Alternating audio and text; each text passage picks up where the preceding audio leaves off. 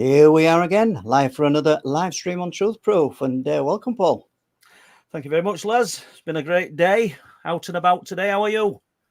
Not been so bad. We've been catching up on getting some scheduled shorts out, and we've got a good one actually coming out on Saturday, Paul. It's one that you gave me earlier on in the week, and probably people who are subscribed, fully subscribed, that is, they will have got a notification today that there is a premiere going out on Saturday. And the premiere is called Theatre of War, the UFO Connection. And I think, after viewing it so many times, I think it's one of your best shorts yet. Yeah, and it kind of came from nowhere, that. I went for a walk. I even said before doing it, I don't think we're going to have much to talk about today, guys, but you never know, we might just pick something up. And just a few thoughts came into my head. And, we aren't getting too much away. It's if we look back in history, we can see where unexplained phenomena has appeared before major conflicts, during, after, but in the close time frame. So I just thought I will just play with a few of these ideas. So the Theatre of War, the UFO Connection. Look out for that one. Saturday, 7 o'clock. Yeah, and we've got a few in the chat tonight. Paul, I don't know if you want to do some name checks. Yeah, brilliant. And thanks for the support, guys. We've got Tom Waters, Billy G, Ginge, Diane Farrell, Steph, Steve O, 71. Yeah, Sober Carper, Lindsay Sankey, Martin Abbas. Good to see you, Martin. Kim King, Steph, Gavin Adams, 40 and 23. Rebecca King, Big Bird, John Meeking. Wow.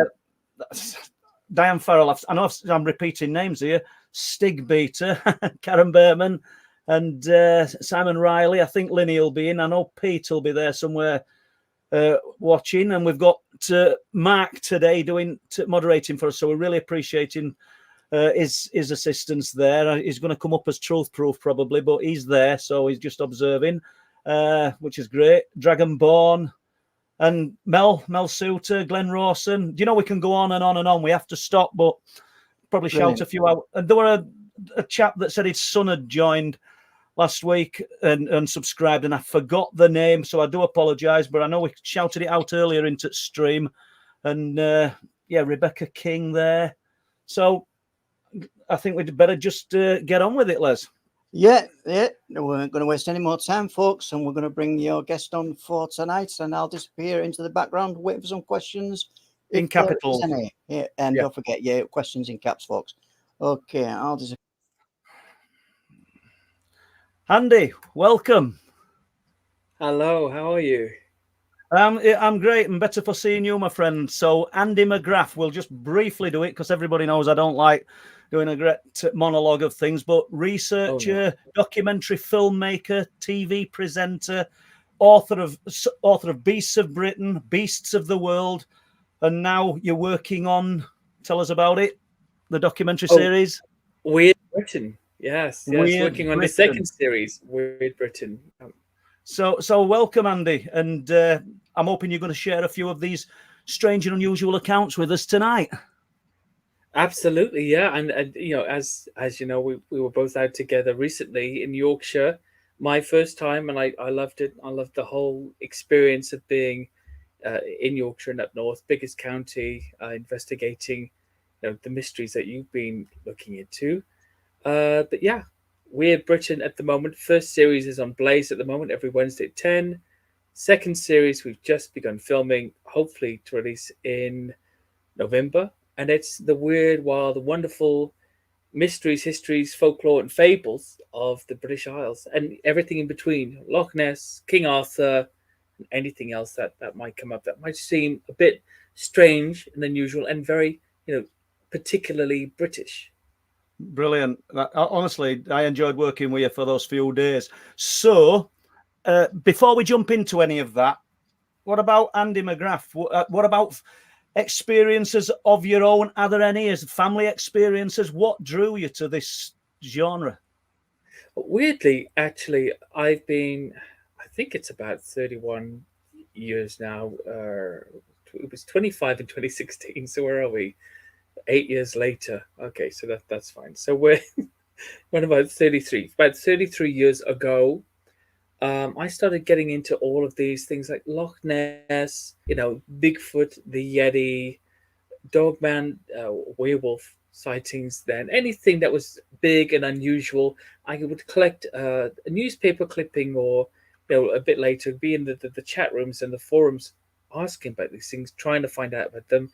My main interest was that some undiscovered animals might still be around, in the world, in far-flung places. I never really thought of Britain that much, apart from Loch Ness.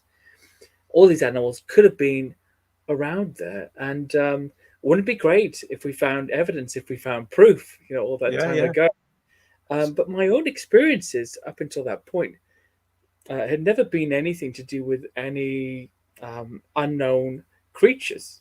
My own experiences had been in the old house that we lived in, where sometimes the dark shadow of a man would run past the hall window and up the stairs, boom, boom, boom, like this, or the old Salvation Army building that my family had their martial arts federation in. That was really very, very old, even before the Sally Army got it. And you'd hear children running around the place when there was nobody in there, working out at the gym, or grunting noises behind you, or getting a horrible feeling from some of the rooms that weren't used. And just strange things like that. But I've never really been into the paranormal, weirdly enough. Well, I was just thinking that, because knowing you, and we've known each other on and off now for quite a few years. You're really, like we all should be, keen on the proof, far higher in your mind than the anecdotal and evidence, should we say. So how did that affect you when you've actually seen something of a paranormal nature? Did it clash? Or... Well, not really. I mean, well, at the time, I was just spooked out by the stuff going on in our house, or in our local club that we had, the family, and other places. It was a spooky thing. Didn't like it. My folks went out on the weekend, when we were a little bit older, maybe 12 or 13. If I was left babysitting, up watching late night horror movies on BBC Two or Channel 4 while they were out, with their buddies, and my siblings were asleep, it was spooky, It was a spooky old house. When we got it, actually, it had been completely burnt out. So I think they bought it when I was a year old. And I think it was from like the mid 1800s or something like that. And it burned down completely. So they got it really cheap. And I don't know the history. Did somebody burn in there? Was the house just, vandalized? Don't know. But it was a spooky house. And it wasn't really a very nice place to be when you were alone. And of course, kids, they rile themselves up all the time. You've only got to start feeling scared before you are scared, right? Yeah, it kind of builds, doesn't it? Yeah. Many things, yeah. So before we kind of jump into the water monsters, the Loch Ness and the cryptid, let's start with big cats, because I'm sure you must have done something to do with big cats for Weird Britain, and I know you'll have had your own interest in it to start with. Do you believe they're here, for starters, in the UK? I do, and the reason I believe they're here is I know people who've had very close encounters. I've been in places where close encounters have just taken place. So I really, really got interested in them in 1999, and I was staying at that time at a now ex-girlfriend's family's place, and it was a farmhouse near the Preseli Mountains.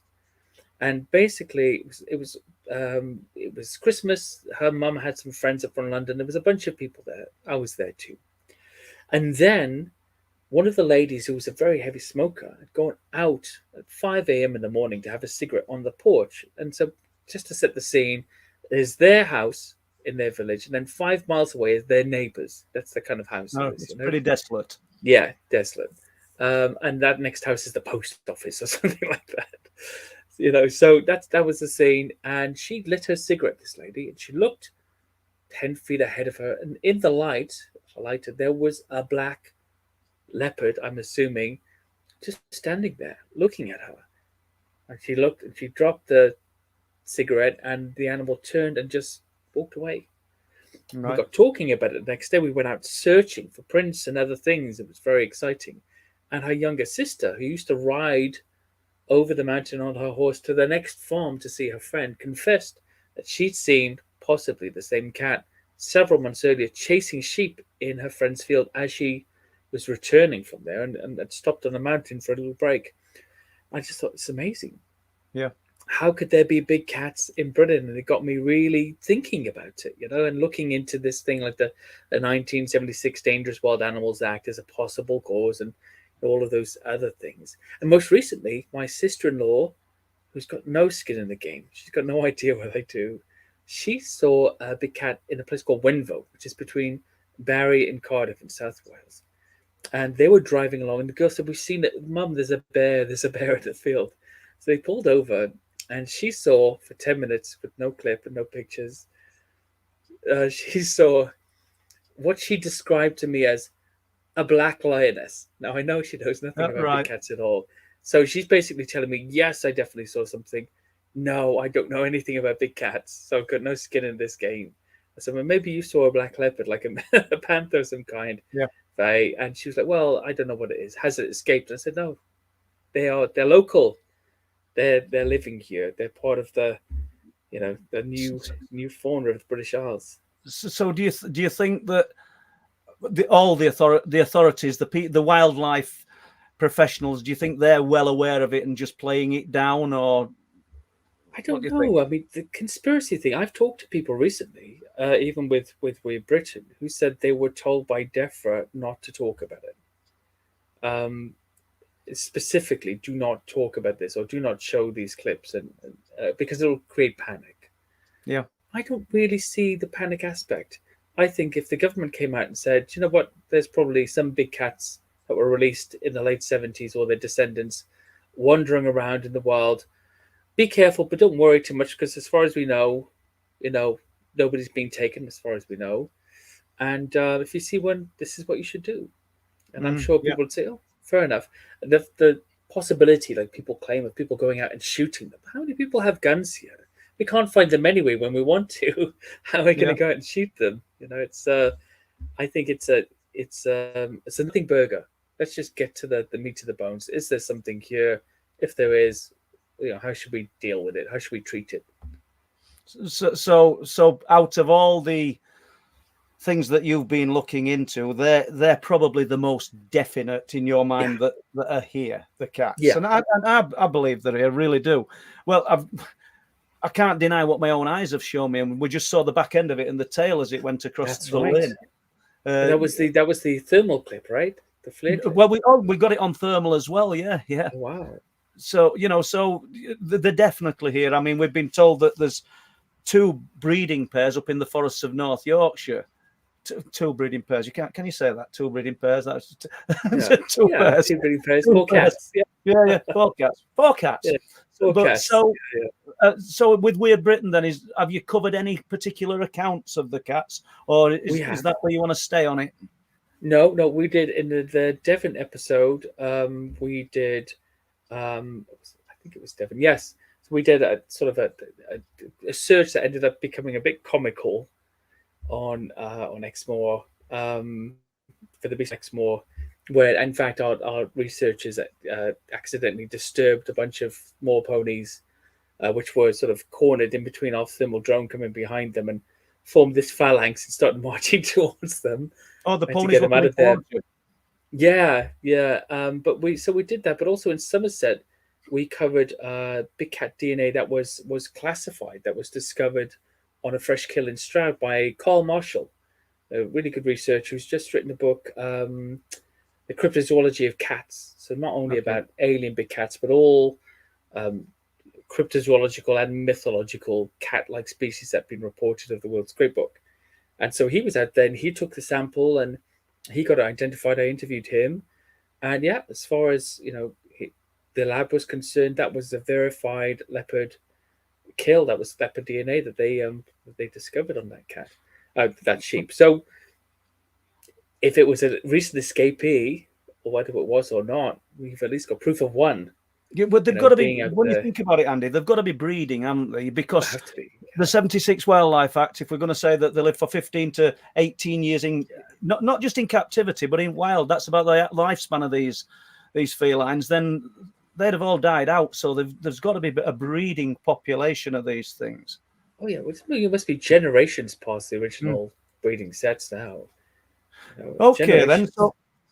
So then you, I know you're passionate about all the things, the creatures within cryptozoology, but Nessie, Loch Ness. Let's visit Loch Ness, and because you've got quite a bit of knowledge of that, haven't you? I think you have anyway. And well, as much as most, I mean, I'm still just.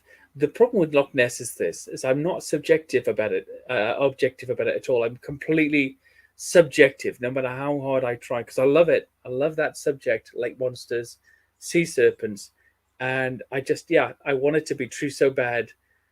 I wouldn't rely upon myself for accurate data collection at the loch. Basically, I can't.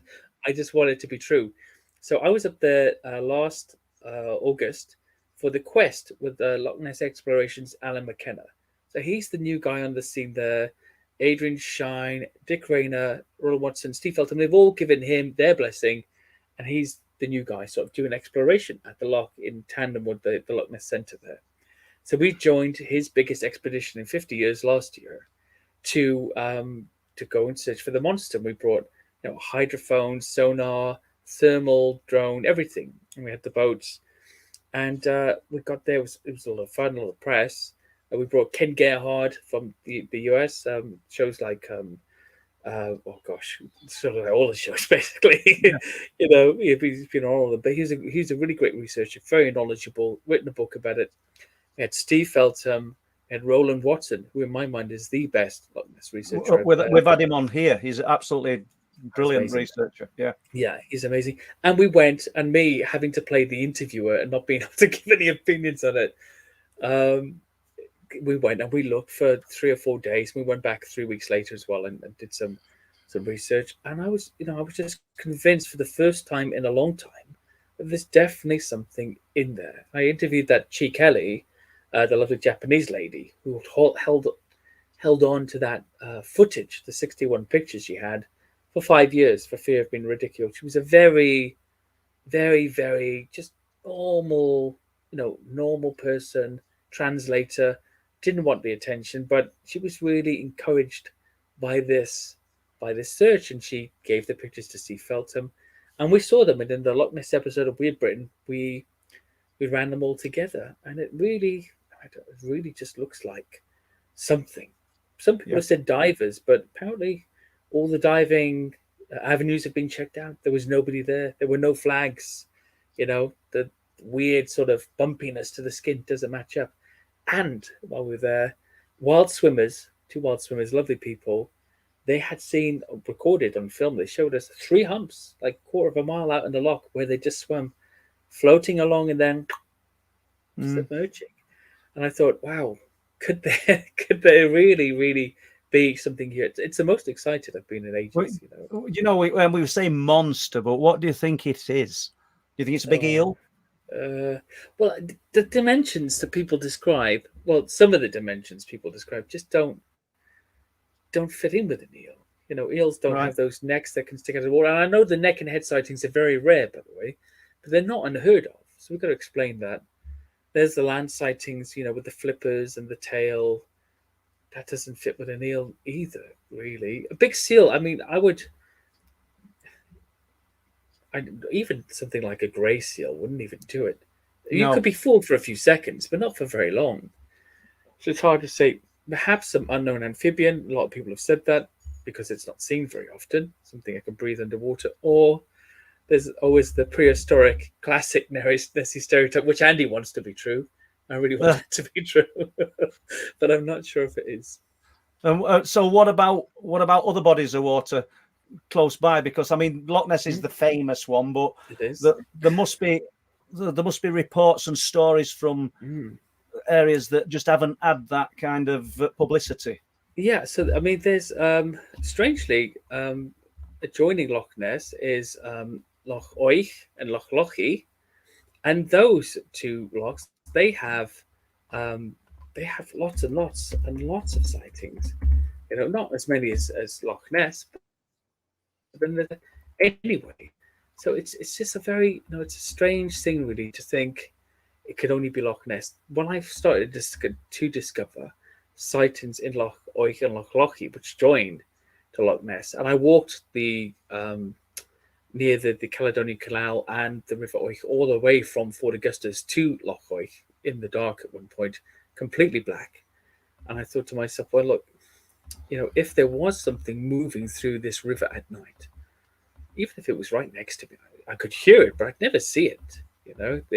That area is dark enough and pristine enough for things to move about without being detected, in my opinion. Yeah. And do you think it's tied to the water? Because, there's historic reports where people claim to have seen this thing on land. I know that Roland Watson, I know he's basically he's got a book. I've got it actually. It's called When Monsters Come Ashore. And I think he estimated from the statistics from all of the reported sightings, only 6% of them were land sightings.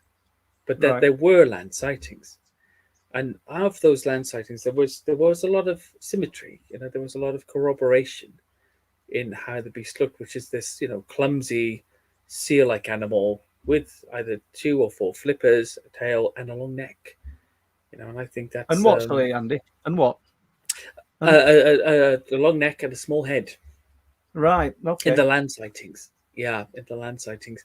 But there's this difficulty, are they in the lochs all year round, or do they come in occasionally, not even seasonally? Do they come in, for instance, when the River Ness is in spate? There are some sightings about, I think they go back to the 60s, basically, that when the River Ness was in spate, I think there was a lady called Mr. McGill, it was a Mr. Just McGill. for our listeners, this in spate. What is in spate? Flooded. Sorry. Yeah, flooded. Yeah. Okay. Flooded. Sorry. So I think there's a report that Ted Holliday writes about in the Great Orme of Loch Ness. I'm just referencing it here. So it says, during August 1965, there was a period of heavy rain lasting for several days. The loch rose and the River Ness was in spate, flooded. A salesman, Mr. George McGill, had business in the YMCA building, Bank Street, Inverness. At 11:45 a.m., the rain was so heavy, Mr. McGill stood in the doorway with a friend watching it. He wrote to say, just as we got to the door, I looked across the River Ness.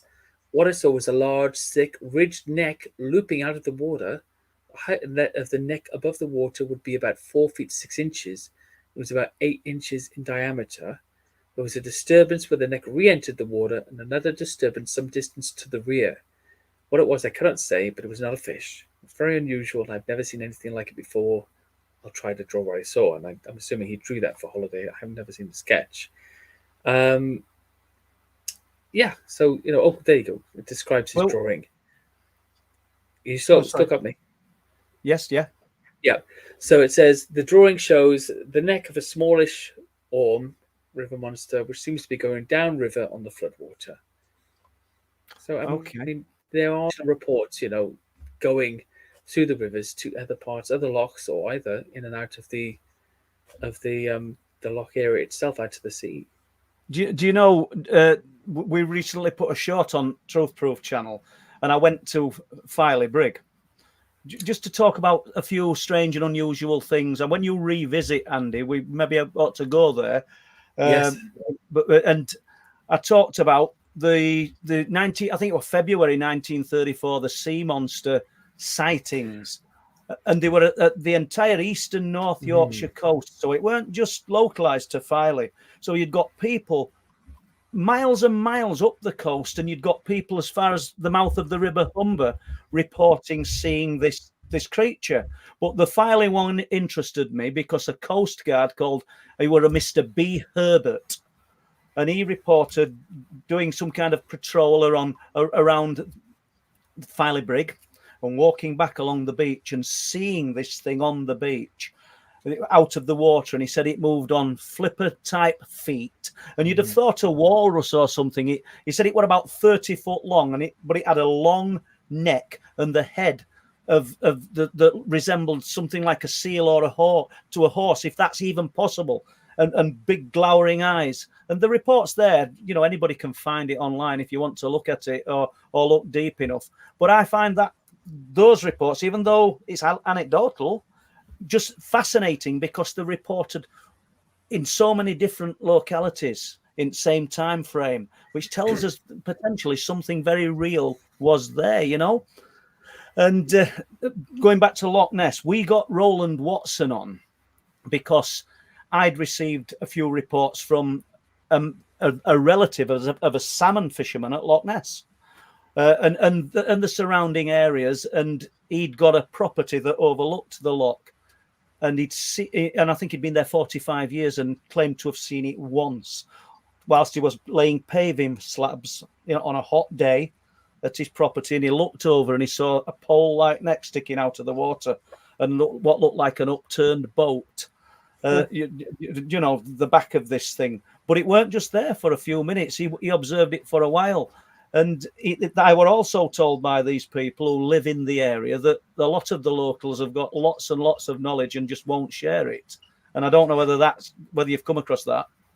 I have occasionally. What you tend to find with Loch Ness is either people have a business and they like the sightings because it brings a lot of business, or they just live near the loch and they know what happens when you go to the papers with sightings. You get swamped. Mm-hmm. And it's the same thing, or trolled a lot of the time as well. And it's the same thing that happened with Chi Kelly. She went through Steve, that's the Japanese translator of the photos. She went through Steve Felton because she was worried about losing reputation. And sure enough, you know, the next 4 or 5 months were just people, she's lying, it's divers, it's this, it's that, she's just after the money.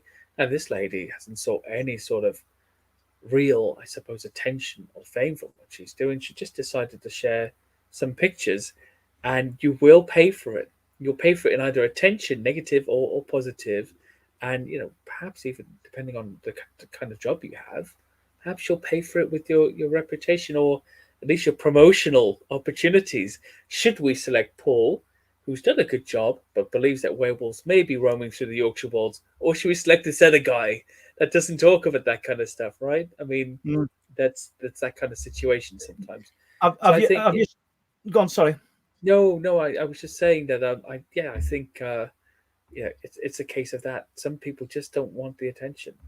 And have you struggled making Weird Britain to find witnesses who are willing to step forward? Because despite the fact I'm looking into this and I collect other people's reports and I find myself in these locations where strange things happen probably a lot more often than other people, but to me the witness report, not necessarily Paul Sinclair, the witness report is paramount. And have you struggled to find witnesses, you know, the genuine, sincere people? Because as you know, there's no money in it for these people. There's no money in it really for me. I'll be honest with you. You know, it's just a passion for the subject. I will concur with that, by the way, with Paul saying there's no money. Essentially, this is something that we pay. We pay the interest. It doesn't pay us. But when you look at the hours and look at the equipment but that's another story. But that's the story. But I have struggled a little bit. It really, it really depends. I tell you, it really depends on the person themselves. If they've got no skin in the game, they're an antagonistic witness, and they've seen something they can't unsee. There are a lot of psychological markers that go with that. You know what they are. They're these little markers that essentially they're looking for an answer, an explanation. They've got to make right of it somehow. And regardless of what the consequences are, they can't stop talking about it somehow. Can't stop talking to people to try to get some clarification, even if the clarification is you saw a mirage, there was a mistaken identity, it was a monster imposter, it was a standing wave, whatever the thing was. They want to know what it was. So they keep going on about it. In their story are these set markers constantly. The story always has lots of mundane details that don't matter to the story, but because it's almost like a PTSD event, you know this really well, they can't not include it. So it always comes in. So there's those guys. And then there's other people, again, that just don't want the attention. I don't find it as much with Loch Ness. I find it more with things like Bigfoot or Dogman or other even more strange things. People say, I'll tell you my story as long as you don't use my name. I'll tell you my story, but I won't tell you who I am because they know that's got a very negative connotation. And usually I say, absolutely, or I'll offer them anonymity from the first moment they start speaking to me and say, okay, I'll give you anonymity. I will not tell anybody who you are. Yeah, we've done the same. Yeah. Because especially if you know that it's a genuine account, or you feel in your heart that it's a genuine account. Yeah. So how do we as unexplained phenomena, full spectrum? How do we break the stigma of the subject? And I don't think you're going to have an answer to it, to be honest. But I'm throwing it out there. I don't think you can break the stigma unless you break it down to its component parts. Unless you're saying a few things. One, to the witnesses, I will accept your witness testimony at face value. I'm not here to question you as a person, but I do have to question the validity of the sighting, according to certain sort of specifications. But then, say to people outside of the subject, I'll treat the subject almost like it's a scientific endeavor, and so I'll subject it to lots of these scientific qualifying bars, and however high they are, and I'll try to put it through that prism. Not the prism that says there is no supernatural, there is no paranormal, there are no undiscovered animals, but the prism says that we will look for any sign of evidence that we can look for. We'll look for explanations that don't always suit our agenda, even when, like Andy, we want Nessie to be true or whatever else it is, to be a real thing. Andy wants Nessie to be, a prehistoric survivor living somewhere in the loch, a sign of, not dinosaurs, but these, prehistoric aquatic lizards could still be around. To me, I've always said, if it looks like a duck and it quacks like a duck, it's probably a dinosaur. And that's something I've maintained. But at the same time, I also know how unlikely that is. And so I've got to be just like you and say, I'm going to subject this to very stringent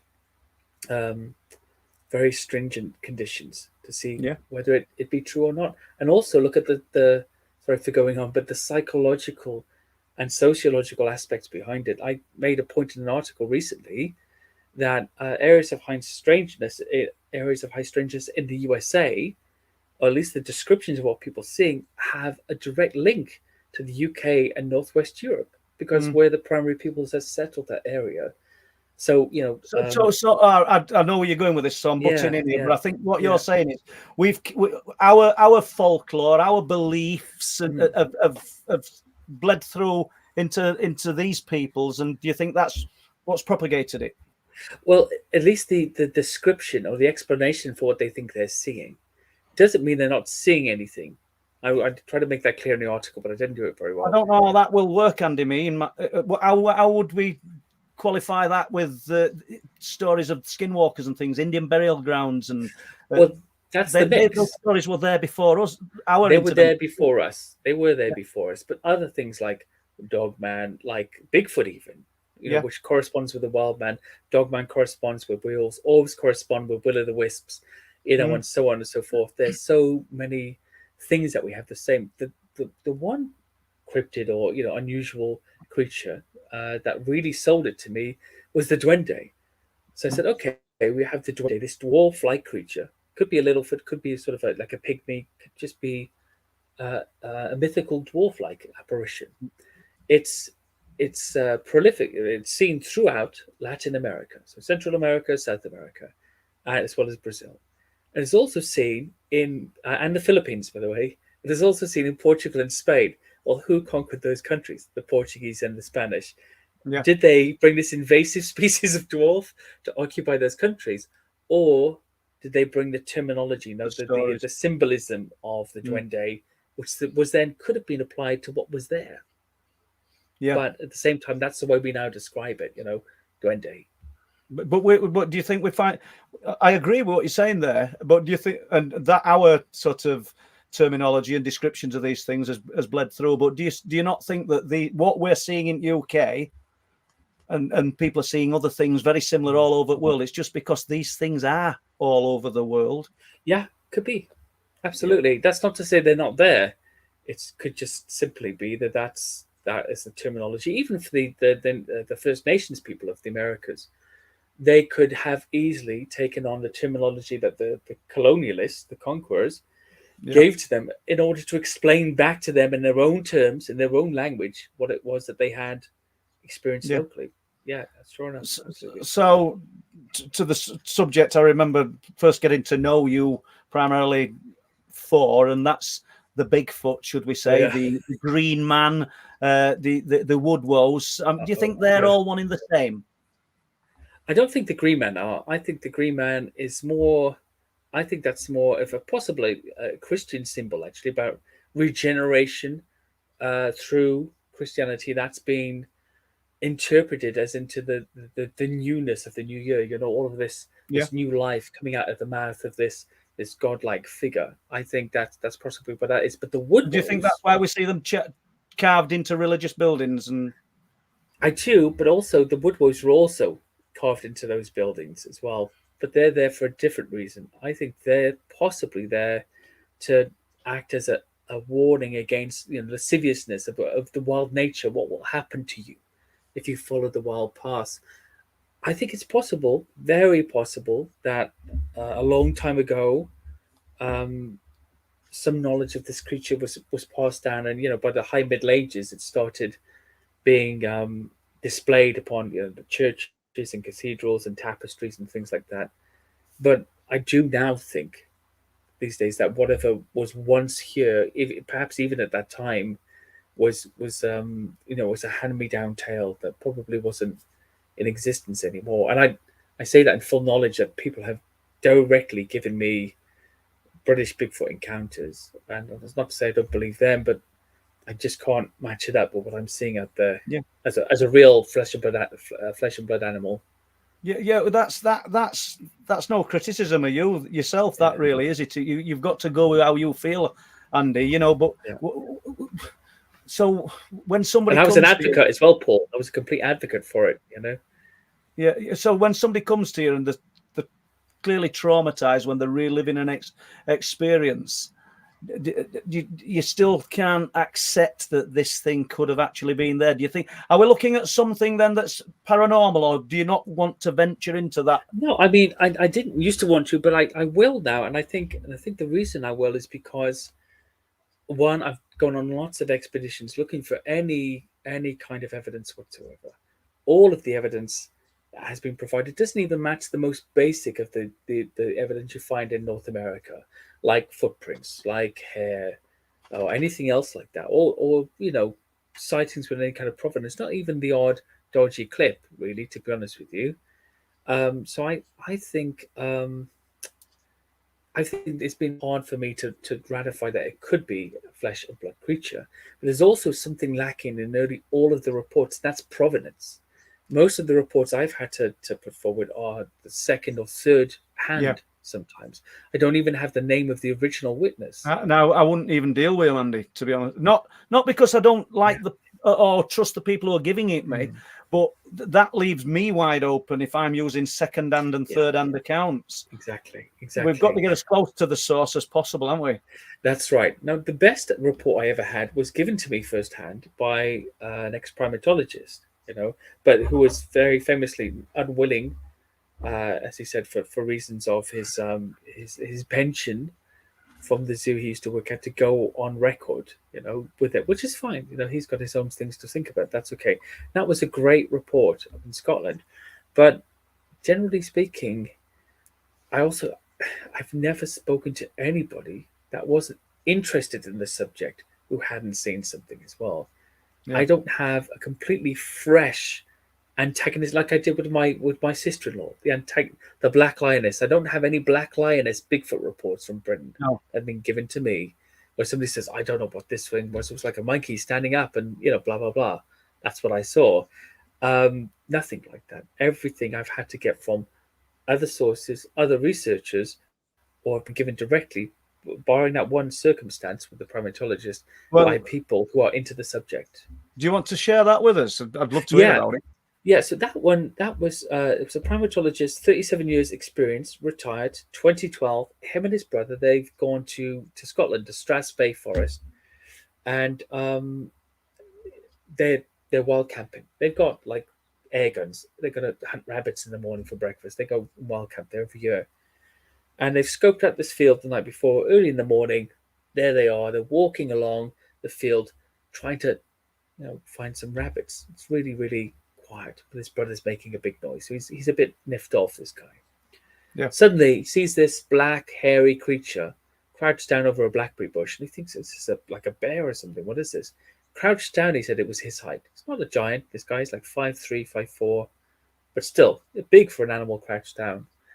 And then suddenly it cocks his head to the side, turns and looks at him. And he said, in his experience as a primatologist, this was like an aging bonobo ape with a flatter muzzle, with the body of a gorilla, but man-like legs, straight legs, basically, standing up, thick-set, huge, black hair, balding on top, bit of a pink lip, literally stared at him for 10 seconds or something. He even dropped the rifle, and just looked at it, and it turned and walked away, doing that classic sort of checking over the shoulder as he went. He turns around to see what his brother is, to say, "Oh my gosh, what was that?" His brother's gone. He must have fled when he saw it. He's run away. Left him to it. He's left him to it. He gets back to the camp. His brother's already got half the stuff packed up. He's leaving. And his brother, by all accounts, never goes back to the woods again. And then this guy becomes obsessed with Bigfoot. He wants to find Bigfoot. He's going out and trying to find witnesses and bits and pieces like that. That's the way I received it from him. I looked into who he was. I saw him. I saw where he used to work. I thought, okay, that's definitely who it is. This is this fella. I can see his career. I can see he's got the skills and the experience to know what he's looking at. And he said what he was looking at was definitely a simian of some kind. It was an ape that he looked at, but he'd never seen anything like it in his life. So you probably haven't got an answer for this, but how's it affected him? Because does he think we have the landmass to hide something like that? Because if we haven't, then we look, and he's sure about what he's seen, then we're looking at something, I hate to use the word interdimensional or portals, because it seems too lightly and easily thrown about, but we're looking at something that is definitely not here all of the time. This is where I struggle, really, because he said the creature was eating blackberries, and it's hard for me really to reconcile an interdimensional portal jumping animal that just loves to, chow down on a bit of hedge fruit, basically. It doesn't seem to match. It seems to behave like an animal in most of the reports. I think my reason really for sort of, I suppose, shelving it, the British Bigfoot, was simply that I just don't think there's enough there. There's a few reports like that, but that's it, really. I know there's maps and things out there with hundreds and hundreds of reports. And personally, although I was very, very in favor of that and an advocate of that, I find it very hard to ratify the provenance of most of those sightings. But in some of the, I'm not saying these animals are responsible for missing people, but in some of the missing persons cases, they talk about the tracker dogs just finding something on a trail and then just stopping in the middle of nowhere. We hear about prints that just kind of disappear. They've gone, and it kind of tells you that there's something else to it in my mind. I know I'm not going to convert Andy McGrath here. I know that, but I can't think of another way that these things could exist. I know you've got more knowledge of the actual populated areas of the UK, Scotland, and what have you, and it's pretty unpopulated compared to the landmass that's available. But I still don't think they're out there living and breathing myself. I definitely think that the land space is available. I think it's dark enough, in a pristine way, that pristine darkness. It from the areas that you research in, for things to get about without being seen. The big cats are a great example of that. But no, I don't think so. I think this is a sociological phenomenon, and I wonder, coming from that sociological point of view now, viewpoint, could that have the ability? Never mind portals and interdimensional beings. Could that possibly give us this ability to project? And I know that's a terrible get out of the jail free card, but it is. But I would actually. I was gonna kind of hit you with that question. Could we be creating some of these things? Yeah. Is that where you're going with it? Maybe, just maybe, sometimes I always think of that again, going back to the Americas, when the Conquistador Cortez, when he was sailing his ships towards the Americas, Moctezuma's men thought they were floating mountains, right? Yeah, Because they had potential. no reference for ships. They said, well, they were mountains. They arrived in these floating mountains. And I wondered, could that have something to do with what we're looking at sometimes? Is there something out there that presents itself in a certain way? And, let's not forget, Bigfoot has been big for so many years. There's not anybody of our age or even younger who's not seen the Paddy footage or something like Yeah. that. Some Bigfoot thing, at least for the last 50 years or more, and or more, in fact. So it's hard to say that couldn't be in the back of people's minds somewhere as a sort of a file fit in the mental library when you suddenly presented with something to go, what was that? Oh, wait, it's that. It's a Bigfoot. It's a big leap, though, Andy, isn't it? Just to try and pick a Bigfoot into, I don't know, I've just seen a fox or a rabbit or a badger, and we turn it into something like that. No, well, what do we have? Deer, I suppose, standing up, but I mean, still, that they always kind of look like deer. And I've been scared by deer a few times at night out in the forest. Yeah. And most of the time, I've been scared that one of them is going to, give me a kicking or something. But I have occasionally been sort of startled by one. But it's taken me milliseconds to see that that's a deer. So yeah. Well, as you know, our listeners, well, you might not, but they love the accounts of the strange and unusual. So, regardless of your views on the Bigfoot, have you got any that you want to share with us? And what we're going to do in 5 or 10 minutes is go to some questions, if that's okay. Les will probably put his thumbs up if he's got some. I'll just be looking at the screen down. Yeah, he's nodding there. Okay. So, I tell you what. You mean about encounters or anything at all? Hold on, Andy. I've lost you then. Go on. Sorry. Am I back? Yes. Did you mean, do I want to share something about Bigfoot encounters or anything at all? Well, anything at all, because I love hearing about these encounters, these stories, and if you've got any that you want to share with us, I'd love to hear about it. There's a strange one also in Scotland that a lady gave to me. I don't know her name, but she was very kind to share this story with me. And they'd gone camping, and I think it was right on the end of the Cairngorms. There was a campsite there. She wouldn't tell me exactly where it was. And it was a chalet, like a posh chalet, like a big one-story house on legs. And basically, her and her husband been out with their child during the day. They noticed some strange things, strange noises like dog-like howls, local animals behaving weirdly, things like that. And then at night, they'd all come in and watch the movie, and she'd gone out into the kitchen area to get some ice cream for everybody. But she'd been feeling eerie all day, all night. And finally, she got into the kitchen area, she grabbed the ice cream, she was coming back in, she thought, something's watching me, and she looked to the window, and she described seeing something with like a big, flat chimpanzee-like face, really large fingers sort of tapping against the glass. Now, she said that window is about 7 feet above the ground. So whatever was there with its head and shoulders in the window would have to be very, very large. And she didn't know what to do. She froze. She just came in and closed the door and hoped that said nothing, hoped that her husband and son wouldn't want to go to the kitchen and, see that something was up. She was scared of what could happen if the creature came in. I don't know. Then all night she could hear walking around the property on the gravel, I suppose. And the next day, same thing happened. Some neighbors' dogs came by. They were really distressed and freaking out near certain parts of the house. And she just wanted to leave. They had several days at this place. And that to me was a strange one. I don't know the person. And again, any report I give, I'll accept on at face value, because that's the respect we have to give to everybody. But it did seem a strange thing.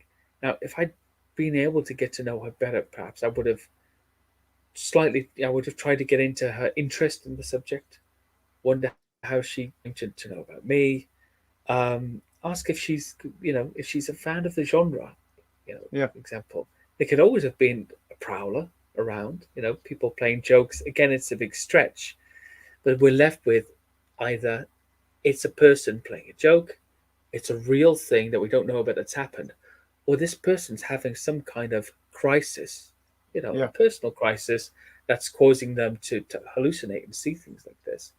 That to me is, those are often the options, and I don't like to choose number three because I think it's No, but it's got to be considered. got to be considered, but it's it's not nice to say, because that's what we're promising our witnesses. I'm not going to call you mental if you tell me something that's really unusual and you share that experience with me. I'm not going to put you in the mental basket and say, oh well, something's going on. Well, I like to think that. Well, I don't like to think. I kind of know that the bulk of the people that interact and contact me after speaking to them, I love emails. Usually starts with emails. But I want to speak to them directly, then you kind of suss a person out and gauge them. And the ones that won't actually, it doesn't mean all of them that don't want to speak on the phone are disingenuous, but you get someone who'll ring me at this date or this time, and you ring and nothing happens. And then you get another email saying they're desperately wanting to talk, and then you ring again and nothing happens. But I've got a description of what's been seen. I won't put it out there. I won't talk about it. I want to speak to the person, and if possible, meet them face to face.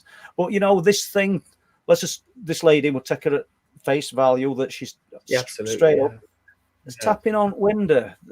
It kind of, if that's what it was doing, it kind of takes it away from some kind of primal animal, doesn't it? It implies a little bit more intelligence, because if it is something that's built with those kind of proportions, if it wanted to get in, it would just burst in, break the door down. Yet it doesn't. What do you see with that kind of motive and those kind of sort of verbal accounts that you hear, where these things almost seem to be intimidating?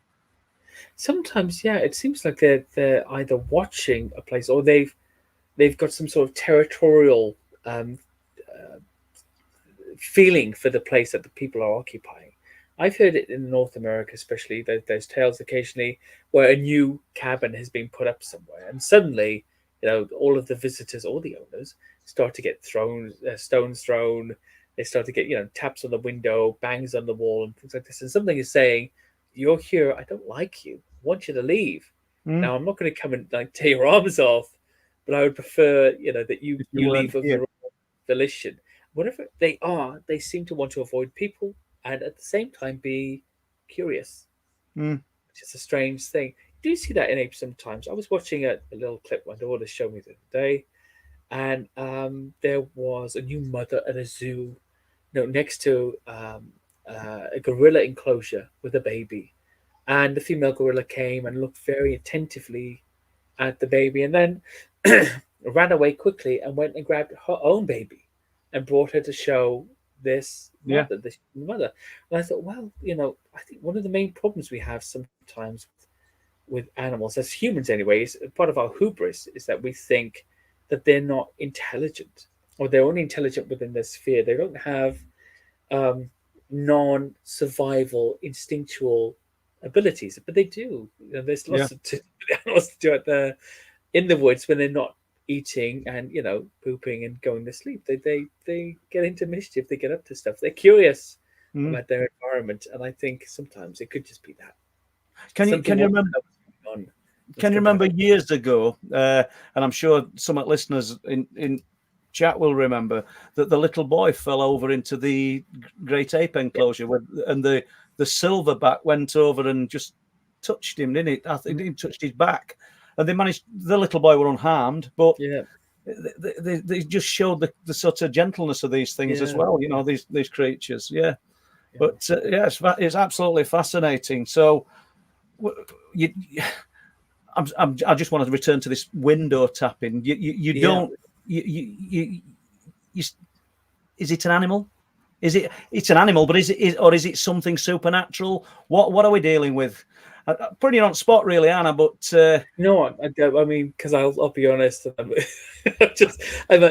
My mouth is always getting me into trouble. My honesty, and sometimes I answer without thinking about the consequences.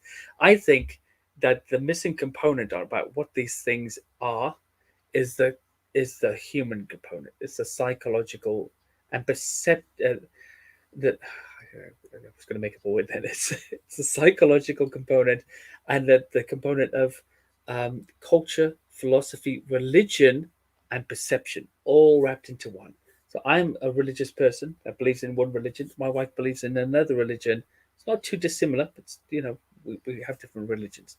When things happen that seem to be of a spiritual or interventional manner, we do have slightly different perspectives on how they happened and why they happened. And that's a great example in the microcosm about what we think, what we believe, even in the background, even things we've not thought about for years, but have formed us in our culture, like queuing or something. You go to Spain, suddenly everybody's ripping each other apart to get on the bus and you can't understand it, right? Or let's say Calcutta or someplace. And yet you'll queue automatically without even thinking about it. You'll know where everybody else is in the queue without even thinking about it, because that's in your background. You don't even have to think about it. Are there aspects like this that affect the way we see things? That's what I'm wondering. So just to briefly touch on then, you look at things from a spiritual point of view, a religious background, without going too deep into it. So somebody non-religious, would they say that you're just interpreting and you're throwing that slant on it, and you've no proof? It's hard to say this because I'm not trying to sound disrespectful. No, absolutely. But you've no proof of the religion, really, have you? You're sort of looking up to a supernatural being. And that actually is a good example of perspective. My own subjectivity about what I think this could be is it proves the example in a way, because it's like, because of my own subjectivity, this is the opinion I've come to, whether true or not. And I can't escape it because I'm subjective to that outside force that's formed my views. And here we are, I'm one of those people I'm talking about. No. I think you've just been as honest as you can be, Andy, and everybody will appreciate that. And I'm going to go now to Les, because I'm sure Mark's fired some questions at him. Hi, Les, you all right? Yes, great show so far, and thanks for coming on the show, Andy. We've got some great questions in, and thanks for Mark for sending those over. But first, I'll just start with a question from myself, Andy. When you said you approach a science in a report, what comes in front of you, and it's got to meet a certain criteria or bars, as you said. What is that criteria? Can you go into a little bit more detail of what the criteria is? If you got a sighting of a Bigfoot, would it be scat? Would it be footprints? Would it be hair? Or would it be skeletal remains? What is it? What would then push you on to further investigation? I mean, I think if there'd been other sightings in the area, if the person had found a print or hair, especially, along with a sighting, not just hair, not just a sighting, a few things altogether. These stick houses that people find sometimes, these stick structures, that's a real bugbear for me, because of course, wood crafting and all that stuff goes on in this country as well. If you find something like that, you can't find it alone. If a 300 to 400 pound creature has built a stick hut, I want to see its footprints. I want to see something the parts of the animal should have been trapped somewhere. If it's inhabiting the area, it's got to use the toilet, that kind of thing. Let's just say kills and scat and the rest of it. But if I'm taking a report, I'm looking at the way it's been delivered. I'm already investigating the person if I can see who they are on the internet. I'm looking at posts they've made. I'm looking at interests I'm looking at groups they belong to. I'm like doing Interpol on them, basically. I'm looking at everything. No criminal record, guys, don't panic. But I'm basically looking at everything that you might be interested in, and then looking for little hints in what you're telling me that shows me either you've got Bigfoot in the brain and you love it and you'd love to see it, or you're just, even if, and it doesn't disqualify you, of course, or you're regular Joe or Joan who's just seen something they can't quite quantify and wants to find out about it, that kind of thing. And also, as I said to Paul, these mundane details that appear, these PTSD-like mundane details that appear again and again in the report, no matter how many times they give it to you. They can't forget that the streetlight was out, even though it has nothing to do with the sighting, because that's part of the experience. It can't be lost. Yeah. Okay, I'll if it's okay with you, I'll move on with the first question of the night. And sorry, wobbling the computer. I'll put that on the screen. Hope you can see it. Okay. Andy, Mark Jones. Andy, Bigfoot is flesh and blood in the States, yes, but in the UK, I'd say no. So flesh and blood in the States, but something else in the UK. I know you touched on this earlier, Andy, but if you want to. I think it's just because the most recent, and that's not to say there weren't old reports like the Grey Man, Phelan Ben McDwee and other places, but the most recent reports seem to have come to resurgence, or at least become popular, after the dawning of our beloved Finding Bigfoot program in 2011. Now, I love that program. I love Cliff and Bobo and all those guys, and I know some of them. It's great. What a great program. But there's no denying that at least the popularity of the reports grew from that time onwards. So that's one of the problems with it. The other problem is, yes, we do find things like the wood rose in our ancient history, high Middle Ages, late Middle Ages, 11th to 12th century, but then really nothing at all since then. And the other things that people would have talked about historically, like boggarts and banshees and ghouls and ghosts and werewolves, even lots of werewolf reports. No wild men like reports from that period. So this massive period of about 800 years, well, we're just not interested in wild men, and then suddenly they're back. That's the big problem for me. And I really, really looked so hard for the best part of 6 or 7 years, and just got slated, got crushed and smashed by everybody in the community. Says, this guy thinks there's a British Bigfoot. He's a madman. But I gave it my best shot. Just because I failed, it doesn't mean it's not there. But currently, I don't feel that it is here as a flesh and blood animal. I think there's evidence that it exists. I don't know what it is, in what form. And I think folklore tells us that. Maybe it's not there. The evidence isn't there where you've looked, but it's clearly there in North Yorkshire.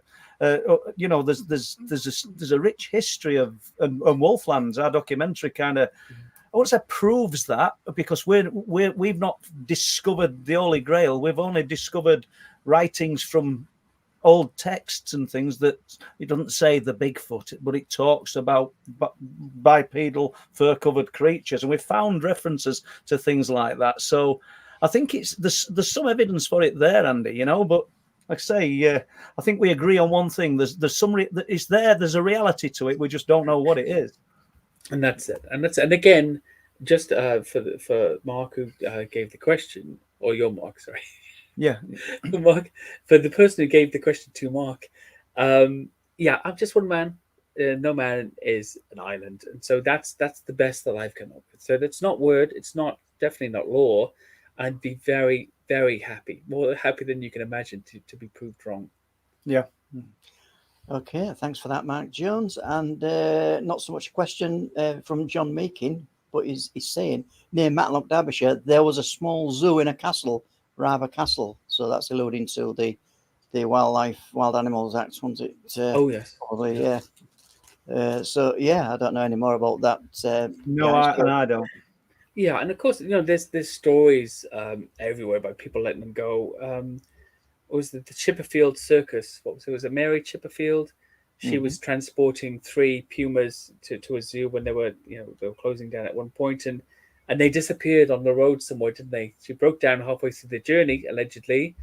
And when she got to the other side, instead of 5 pumas, she had 3 or whatever it was. She lost some in the van. Then there's Len Foley of the Malverns, who had, a pride of lions and all these different cats, who was alleged to have been letting them go for keepers who couldn't keep them anymore. And the conditions of the Dangerous Wild Animals Act 1976, it said that they had to have a big enclosure, and it had to be air conditioned and room to run around. These were really expensive structures for people.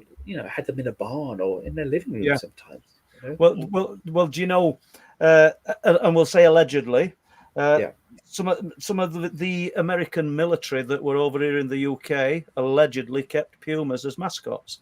There you go. And they'd, I was told, being released. And interestingly, we're up on cliff tops last night, and I'm sure it was Linny that were talking about this. And he's got friends who've got trawlers and fishing boats out at sea, just like I have. Strangest thing, trawled up in a net, a tiger. Really? A tiger. Yeah. Wow. If he's in chat, just back me up on this, mate. Because we know that I they don't. Believe you. Yeah. I mean, but and apparently some had gone overboard. The boat had capsized or something, and he might just add a bit to that if he wants. But can you imagine? Deceased as well. You know, I don't mean. Yeah, no, absolutely. Yeah. That's the last thing you'd want.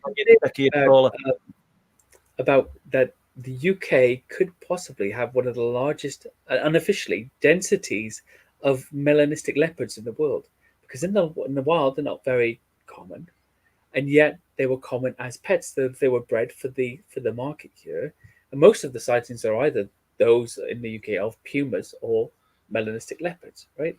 So it's possible. I'm not saying by any stretch of the imagination factual, that we may have unofficially one of the largest densities of melanistic leopards in the world in the UK. Would that be a strange thing to find out if it were true? It's frightening though when you think about in their native countries, these things they'd absolutely cause fatalities to humans. Yeah.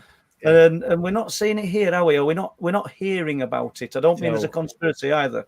We know people just vanish. So I don't know. I wonder if there's just so much prey items though. I mean, whenever we're driving around for Weird Britain, there's just, you know, deer and pheasants and rabbits galore everywhere you go. You know, and you know, grouse and other things all over the place, just non-stop wildlife. And I just wonder, really, are we not being predated upon because there's no point. We're not the preferred prey, and there's no food. Yeah, good point. Yeah, I'll move on with the next question from Karina Selby. Thanks for the question for Karina. Does Andy think there is an occult connection to all or some paranormal subjects? They have just found DNA of Panthera from Cumbria. Sample was analysed by the Warwick University, I think. Yeah, I saw that article. I haven't read it yet, but that's exciting as well. The Panthera DNA from Cumbria. That'll be another strike for the UK. Occult connections. I mean, Paul, you might know a bit more about this, but with the werewolf phenomenon, for example, I did talk briefly in Beasts of Britain, I think, about King Lycon, you know, all those years ago, and also Demarcus. I think it's one of the Greek heroes being turned into a wolf, or at least embodying a wolf, for several years and running out into the wild. And some of the older, more ancient rituals, you know, people would embody that form or the spirit of a wolf and go out and do terrible things. I was interviewing on the show a guy called Hugh Williams recently, who wrote Mysteries of Mercia, or Mystery of Mercia, I think it's called.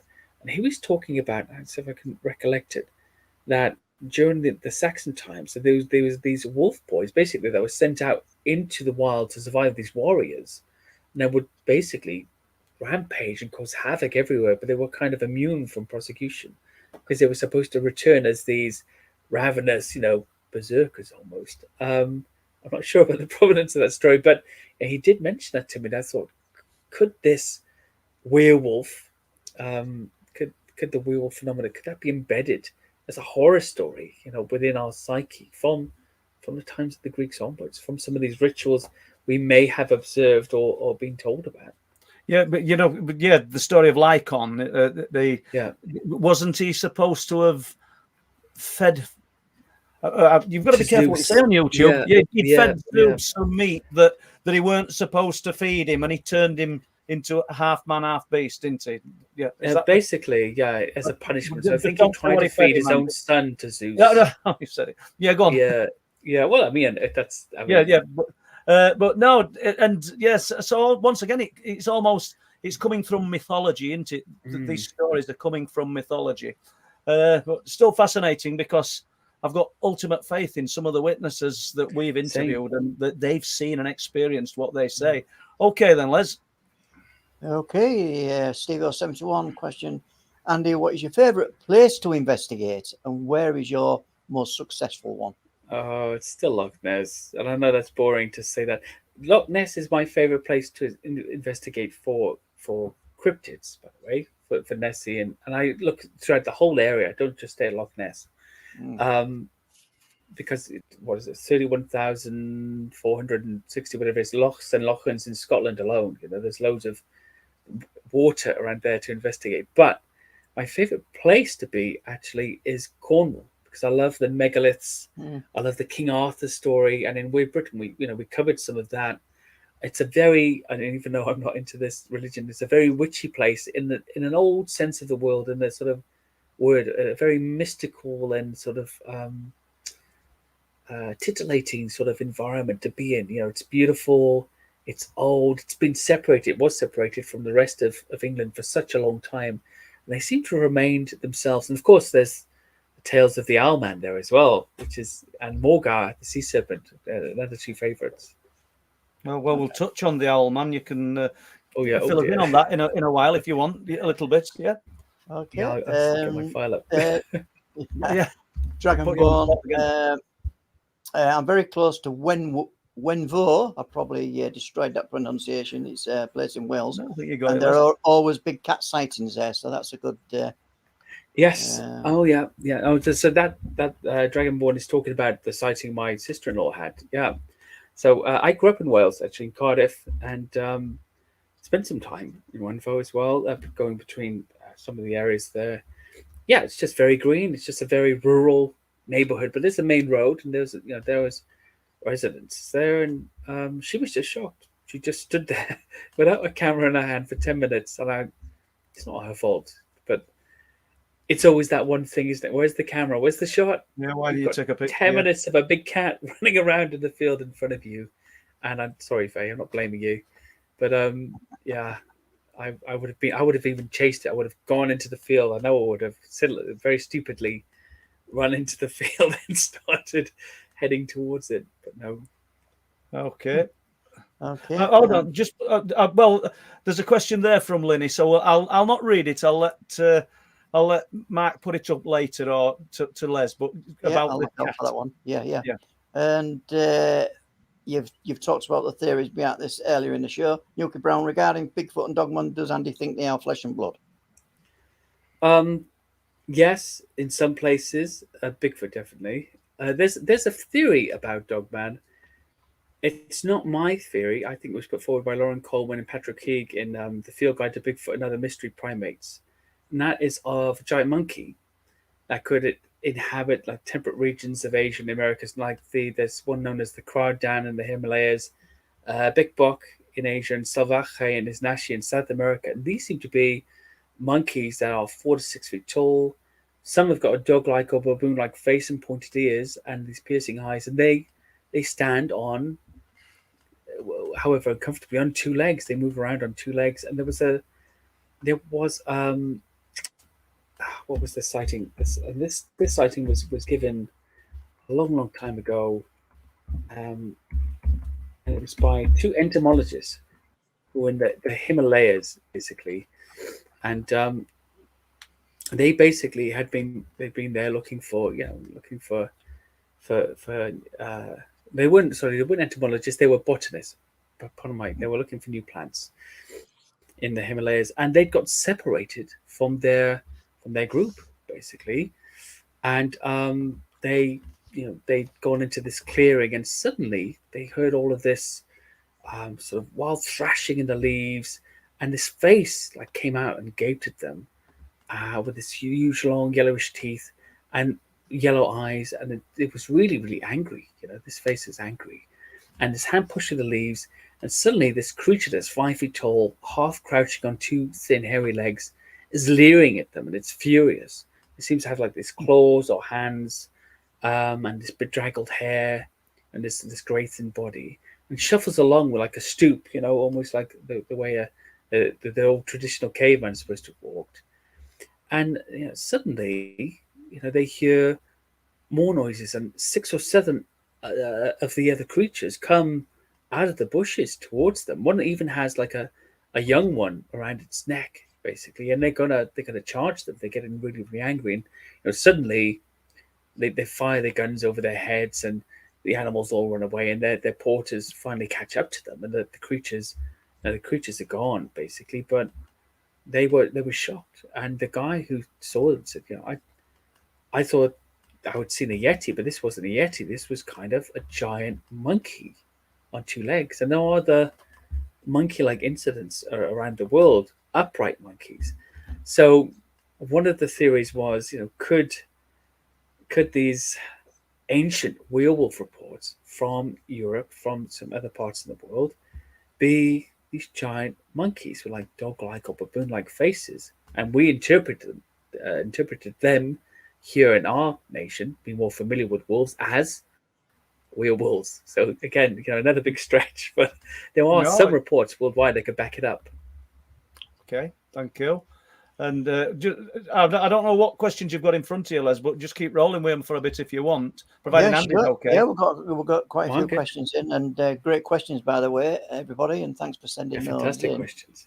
Yeah, not so much questions, but this one is a great pat on the back for you, Andy. Mike the Disabled Welshman. Saw you a few weeks ago on TV, Andy. The Loch Ness Monster doc you were in, and enjoyed it. Oh, thank you. That was one of my favorites, Mike, actually. And I really been friends with Ken for a little while, and Roland and Alan and Steve and all those guys, but we've never met face to face. We've never ever met face to face.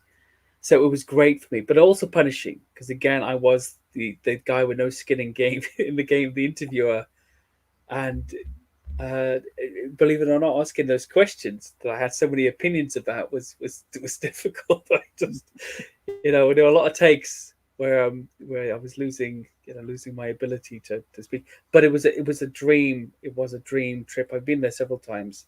But it was such a lovely, warm adventure, and everybody at Loch Ness was there. They're so great. They're really nice people. Willie Cameron. I'm butting in it, cutting across, but based on the people you spoke to, Ken Gerhard and the others, did anybody even come close to convincing you their kind of version of what these things are? Ken's he's really professional. He's really ambiguous about it, He definitely doesn't think it's a plesiosaur, and I don't think any of the researchers do, really, the proper ones, apart from me. But again, there could be a religious slant to that, remember, so that could be an influence. But that's also the way it's depicted everywhere throughout our lives since 1933, when it became famous. So I don't know. Roland is, again, he's one of the most critical believers that I know, and the most thorough. So he's done the research. He still believes there is a creature there, and that to me is always encouraging. He doesn't think it's that either. I think he once mentioned some kind of strange fish or amphibian, but generally nobody knows. No, nobody knows, and I wonder if nobody knows because the way it's described represents, or used to be described, represents a creature we're not comfortable with still existing. Could it be that? Could it be that we also have our own inbuilt prejudices where we're like, well, no, we've sort of drawn a line under that dinosaur epoch, so it can't be that, even when it's described that way. I think somebody once described, could it be like a giant mud skipper with a Nessie-like lure on its head? And my response to that was, like, a mud skipper that high with a lure that big on its head, what's it trying to catch? That's the thing we should be worried about. Okay. Go on then, let's fire another one at us, please. Steve 71, was there anyone that inspired you growing up that got you into the paranormal? Arthur C. Clarke, people of my age. Arthur C. Clarke, Mysterious World, and Leonard Nimoy, In Search of. Because I'm not, as you all pointed out earlier, I'm not old. I'm 48. So, but I'm in the scale of things. Coming to 50, that's the period I think when I would have started watching. They were probably even reruns by the time I saw them. Actually, I would imagine so. Okay. Okay. And I got this one from Lee Roscoe. Question: does Andy and Paul think Bigfoot is a land spirit? I don't know. I'll just have a little yarn on with this one just for a moment. The American Indians that I've spoken to seem to think that this is something that lives between worlds. Once again, culture, Andy, it's the way that's their slant on things, and believe that its big ability, its thing is that it can slip between its own existence and ours. And when it's here on terra firma, it has to sort of obey the rules, the physics of being here, and in a way you could kind of play with that idea, and where the footprints end? That's why are we seeing these footprints in this soft sand and they've suddenly disappeared? Do you know what I mean? I'm not saying that their thoughts on this and their culture and their belief is correct, but it could be. I've seen no reason to believe that it's a permanent resident of the United Kingdom or any country when I hear reports like the Gamekeeper's report, and he's I have 100% faith in what he saw, but he says it and he describes it in detail, and it's basically it's a monster of a thing what he's seen, but it arrives down the side of the farmhouse, doesn't walk, he doesn't see that lateral movement, he just arrives like a torch beam. Steve, in the forests in North Yorkshire, Les were there. We sat all night with these guys, and you know, and Les has not come into this, have you, Les? I think as some kind of avid believer in the cryptids, but he said when he stood up, it just rose. He says it were like two ping pong balls in tubes of water. He was looking at its eyes. He says, and they just rose, just like I don't know, just like an electric door kind of thing. And to me, it implies that there's something other. Or either that, or we say all these witnesses are lying, and I'm not going to say that because I've got faith in what they're telling me. No, absolutely. Yeah, well, just a little spoiler alert here, and as what Paul was saying, and this is for people who haven't watched Wolflands, Andy. Is that I sensed all this nervousness and I don't know. You was talking about examining people and what they're like and where they come from, the history and all that, Andy. And I think this is where I came from when I came in with Paul and to do this documentary. So I was looking at these people's persona, what was they like, did they believe in all this? And you know, you've got to put some kind of belief that at the end of the day they've seen something really, really very strange. Yeah, and obviously you can address this one in a moment, but can I just elaborate just a little bit more? We went into forest with them on a number of occasions, and on one occasion I don't think Les came with us, and I took a friend of mine who was a police officer in with us, and I asked him to interview them all night, not saying right, sit down lads, I'm going to interview you. I made sure that they knew who he was and what he was about. Great guy, by the way, absolutely. And all night he were asking the questions, and he was familiar with interviewing techniques and everything. And at the end, daylight arrives, we're packing his gear up, and I said, well, what do you think? And they were there. There's nothing untoward behind these guys' backs because they become friends. I really like these people. And he says, well, I'll tell you now, unless I see it with my own eyes, I will not believe it. I cannot believe what I'm being told. But they're telling truth. Yeah. Do you know? Yeah, I know exactly what you're saying. And that's something. Well, there's two things. One thing is that, yes, I've talked to so many people I wholeheartedly believe. But at the same time, from an investigative point of view, it's not my right to believe or disbelieve them. I just have to do the investigation. Yeah. And what did somebody say to me before? Don't defend the indefensible. At the beginning of this Bigfoot journey, I was defending the indefensible. And as that always is in these camps of paranormal and cryptozoology, you make friends with people, somebody's against them, and you get into these little warring camps, and everybody's battening down the hatches and defending their principle without really knowing what it is. So having fallen into that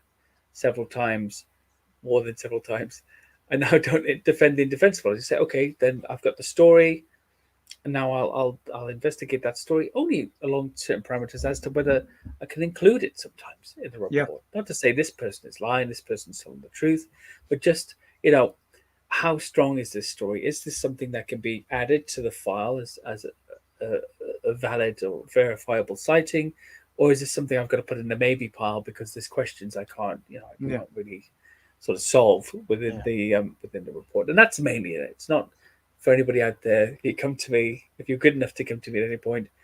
It's not, is this person lying? Are they telling the truth? That's not really what I'm looking at when I'm talking to you at all. No, it's just the basic facts of the situation and what took place, and can I can I use it basically? Can I put it in my file and look back at it in the future and say, yeah, that was that one, and this is that one, and that happened up there. We can go there and take a look and see if we can get any luck. Okay, Andy. I don't know whether there's any more questions of you at the moment, Les. Loads of questions, but where do you want to go? Do you want to go with another one? I'm mindful that we've got about 30 minutes left, so shall we have 10 minutes just talking to Andy and then devote rest of it to questions? Yeah, I'm easy. Nope. I'm easy. How do you want to play it, Les? I'm happy. Right, I'll just put this one on. And that's good. Tracy McKay Mumby. Hi, Tracy. I always thought as all cryptids appear from another dimension. Portal. What do you think of the portal theory? I know you touched on it earlier, Andy. I think that's something that's been in our culture for a long time. Things like these megaliths, and look at like the Menantol in Cornwall, that we have these portals where supernatural beings can come in and out. So that's something that's been with us for a long time. You could almost say that from a background point of view, it's part of the religious makeup of this country, and it's become popular again in recent years. But I'm very worried about using it as a get out of jail free card. If I'm looking for the Bigfoot in the forest, and suddenly, I should say, it disappears or can no longer be found, is the portal my excuse for not finding it? Or is it a real thing? Now, not to say that supernatural phenomena don't exist. I've definitely spoken to some researchers recently. One in particular, a good friend of mine, made several great Bigfoot documentaries in the United States, and later came to the opinion that these were actually malevolent paranormal beings and not flesh and blood animals. And I thought that was a bit of a strange conclusion to come to after his documentaries. All of the documentaries seem to mainly describe flesh and blood like encounters with things. They all seem to be acting in an animal like way, usually anyway. There are one or two that don't present that way, and yet once again we can't find them. So we have to admit that they are disappearing somehow and appearing somehow. Is it to do with an ability we don't understand that is natural, or is it something spiritual? But if it is, who's spiritual? The pagan portal spiritual? The Christian demonic? The Islamic jinn? Which spiritual is it? And that's another big question. These all have their very own specific classifications.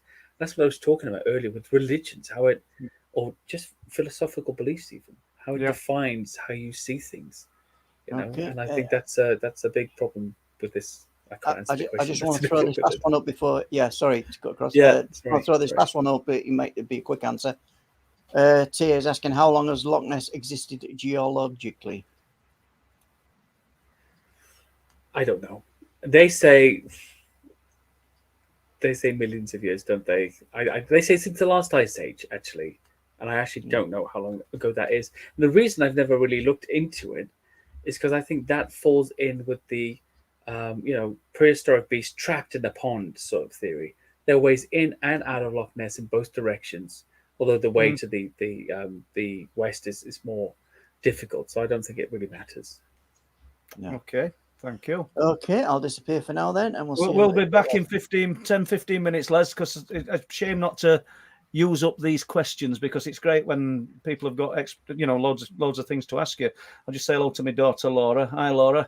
And Tino. I've not seen Tino, and Dogman Hunting, and I think Blue Shift, loads of people there that we haven't given mention to, so thank you. You touched on, and you said I'll go get my file. Well, we're short of time, Andy, but Owlman, what do we know about this? Just skirt around it. The Owlman. Yeah, let me just get it up basically, because the dates I'm always really terrible with, and that's what I want, is the dates basically. Oh, of course, it's not coming up. Why would it's okay then? We don't. That would be ridiculous. In between. So basically, Go on then. Sorry, buddy. I'm talking over you. I think there's a very slight lag on the connection. So basically, the Owlman was seen in in Cornwall, in the near the church of Mawnan Old Church in Mawnan, Cornwall, in the 1970s. And two girls first saw it up on the church there. It sort of flew down and had these glowing red eyes. It was about 5 feet tall, and other reports were made in the area at the same time. Some hikers saw it. Many people have seen it in the area since, sporadically. So there was this theory, essentially, that this owl-like creature was a supernatural creature or a cryptid of some kind. Some giant owl-like bird, humanoid in appearance, almost, with these claw-like talons, that was inhabiting and haunting the area. There are some caveats to it. Basically, the wizard, the self-declared wizard of the West, Tony Doc Shields, was a resident in this area for a very long time and had a hand in its reporting. Of course, he was a traveling performer with his family. He could have, or he could have just collected the story, and as he was well known to do, and shared it. So, and that was part of what he did. He was interested in these kinds of tales as well, but because he's got something of a reputation as a possible hoaxer and a trickster of a kind, the sighting is slightly tainted. Now, okay, so the first sighting, there's two young girls, they're aged 9 and 12. So they see this birdman hovering above the tower of Mawnan Old Church in Cornwall, and they run away and they directly report the incident to the police. So they're at the police station, taken to separate rooms to give their statements. Allegedly, they sketch exactly the same creature. Okay, they're so scared that their families immediately end the holiday and take them home. Now, there's another sighting that occurs after that when several witnesses see a large man-like owl sitting on a branch of a pine tree, and they think this is somebody playing a prank, somebody in a suit, and suddenly it takes off, flies away, and you hear this curious sound, almost like static electricity, like a crackling sound after it leaves. And there's been many, tales in the churchyard of red lights floating over. People seen red lights floating over the church roof. Now, what people describe is it's a 5 to 6 foot tall grey-brown owl with a black mouth, black pincer-like claws, and red glowing eyes, and a wingspan 10 foot across.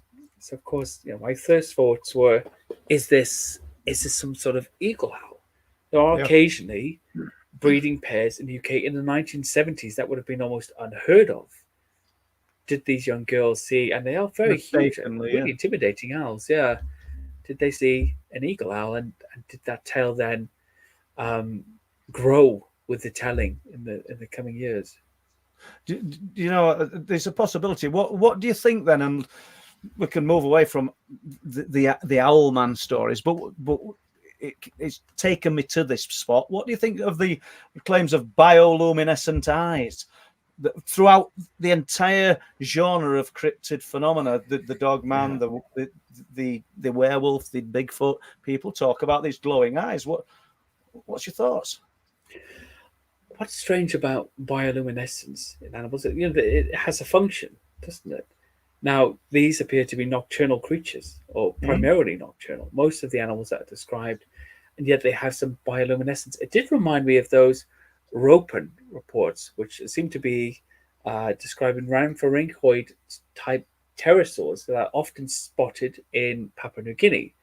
And when people spot them hovering over the water, they're fish eaters by all accounts. At night, their abdomens light up, bioluminescence. And somebody had claimed to have proof of this years and years ago, but all you can really see is these lights floating over the water. So that could have been anything. But lots of the witnesses there describe again and again this bioluminescence. I know there are a lot of Yowie reports talking about Bigfoot that have bioluminescent eyes, but there was no other source of light around at all. And the Owlman definitely has it too. It does seem like a supernatural thing. It does seem like something unusual, but are we looking at something we just don't understand? I suppose, we are, aren't we? I can hold my hands up and say I don't understand any of this.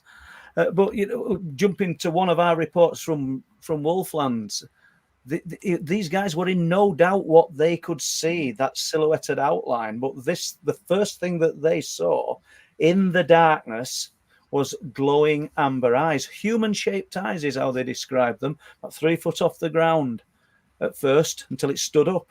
And I just don't know what we've got, if these guys are telling the truth, and if the hundreds upon thousands of other people are telling the truth, that can actually produce this effect. Not in the animal kingdom. We know we've got sort of, I don't know, ocean and marine life that can do this, but not really a mammal, mammals should and we things say. like that. Yeah, no, I understand completely.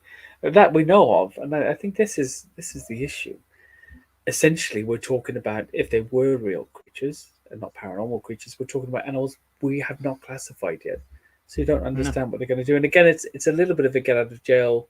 Great, I know that, I always say that, but we don't know what we're looking at. We don't know what we're dealing with, and we don't know what it could possibly do. A lot of Bigfoot researchers, they talk about infrasound, don't they? The effects of infrasound. And I've heard tales of effects of infrasound being passed around all the time. Some of them a little spurious, but others, people feeling genuinely terrified before seeing something, and then suddenly, then they see it. They see the thing. They see the Bigfoot-like creature. You perceive it's there before because of this undetectable infrasound that they're throwing out at us. So jump into the Bigfoot. And I know that you've covered this, and you're probably thinking, "Oh God, I don't want to go there again." But what about the light form phenomena associated with it? Because we've got, in some camps here in UK as well, we've got people looking for this genuine bona fide flesh, blood, and bone creature, and they'll not entertain the idea that the witness will suddenly say, "Oh, there was something else that was strange as well when I saw this. There was some spheres of light." We saw an hour earlier, or we saw afterwards. Have you got reports like that? I've never taken reports like that, and I've not ever ignored any either. But I wonder if I never received any simply because my perspective was quite well known. So I think that could have something to do with that. The big problem I've got, Paul, really is that, and to people outside of this genre that we're all really, really interested in, it is a multi-denominational genre. There are so many different camps and forms of belief that seem to focus on the creatures in the form that they like them best, right? With regards to everything, aliens is really like that as well, and UFOs the same thing. Philosophically, we sort of cling to the ones that tick our box, so to speak. But at the same time, to people outside, we are literally talking about fairies and mermaids, right? Yeah. They're saying fairies and mermaids exist. And people go, what? What? You crazy? There are no fairies and mermaids. Now, we probably don't think fairies and mermaids exist in that archetypal ancient sense in which they were related to us. But could they have been a different description for what people are now seeing even today? The fact that people are seeing phenomena is a fact. Of life, and I believe many people have seen these lights with Bigfoot phenomena, but I don't know what they are. Could they be, talking about infrasound and other things, could they be another physiological effect, an atmospheric effect that's created by whatever this creature, whatever physiological adaptation that this creature has, whatever is using against us? To cause us to have these, if we could even say illusionary perception of what we're looking at. And just jumping from that, I mean, because you might have covered this in Weird Britain, but do you know there was a mermaid allegedly caught in fishermen's nets at Orford? No, this is on right up in North Yorkshire, near Skinning Grove. I think it was Skinning Grove. No need to make a note of it, Andy. I'll tell you about it later. But I want to see it. And they caught allegedly. Our listeners can look into this. A merman. Merman. Yeah. You're looking now, are you? And it survived several days or a week and in captivity, and then it went back to the sea, which implies it walked, because I think it went under its own steam. So I don't quite get that one, but. So these stories are out there. I don't know what year that story was. It's not one I've looked into in great detail, but it'll appear on Weird Britain now, people. You watch this. Yeah, it will. I know we're coming back. and it will. Thanks to you'll be credited, Paul. And but the Merman of Alford, for example, is also in Suffolk. Is purported to have been captured. A hairy man, legs and arms, not a tail, that was captured and was taken to the castle and kept there for, gosh, I think a long time actually, until finally they took him out to sea so he could have a swim around. He liked swimming. They put these big nets around him so he wouldn't escape. And this merman dove down underneath the nets and then disappeared. Okay.